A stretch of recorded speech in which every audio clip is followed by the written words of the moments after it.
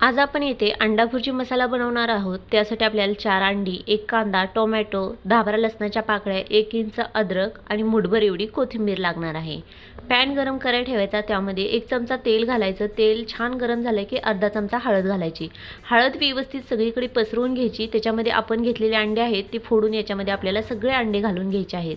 आता इथे आपण प्लेन भुर्जी बनवत आहोत, तर इथे चवीपुरते मीठ घालून घ्यायचे आणि छान असा भुर्जी हलवून घ्यायची। आता इथे भुर्जी बारीक न करता मोठीच करायची आहे आणि साईडला ठेवायची। मिक्सर जार घ्यायचा, त्यामध्ये टोमॅटो, लसूण, अद्रक आणि कोथिंबीर आणि थोडंसं पाणी घालायचं आणि छान असं मिक्सरला फिरवून त्याची एक पेस्ट बनवून घ्यायची। नंतर कढईमध्ये थोडं तेल टाकायचं। तेलामध्ये कांदा छान परतला की मिक्सरला फिरवलेला मसाला घालून घ्यायचा। त्याच्यामध्ये अर्धा चमचा हळदी पावडर, 2 चमचे धने पावडर, 2 चमचे लाल मिर्च पावडर आणि सोलापुरी काळा मसाला 1.5 चमचा घालायचा।